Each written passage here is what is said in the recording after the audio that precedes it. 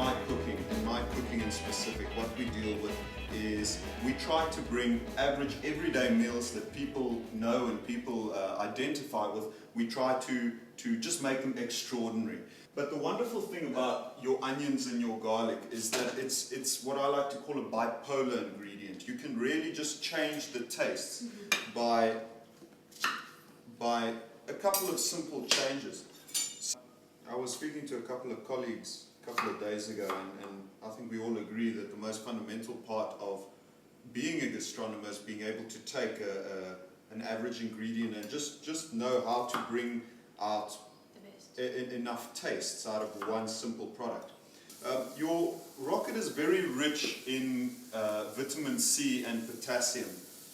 It's one of those tastes that it's very hard not to recognize it. The golden rule of meat or beef in general is that it must be matured properly.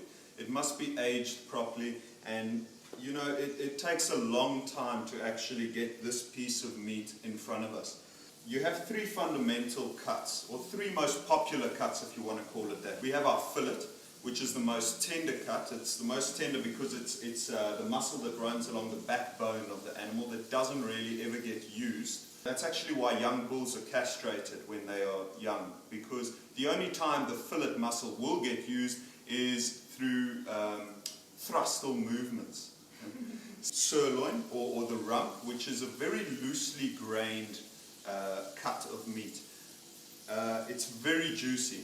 It results in it being very juicy.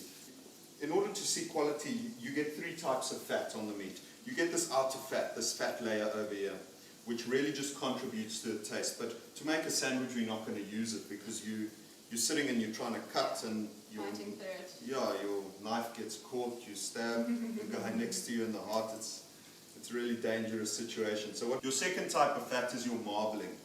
This small ribbons of fat running through the meat is called marbling. It really contributes to the overall flavor. The more marbling, the more flavor you're going to get to that specific cut. The third type of fat that we get, which is the fat that we definitely don't want in our lives, is the sinew. Yes. It's this little piece running along here. Now, the sinew has to be removed. It's an extreme art in being able to trim sinew out of heads of rump, especially when it's running through the head and you want to get a nice kidney cut or a block cut. It's typically called a New York cut, sirloin.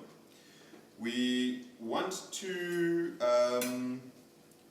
trim this part off, and I'm going to butterfly this because obviously we don't want A thick chunk on the sandwich. a thick chunk. It's going to overpower the other flavors that we've put together.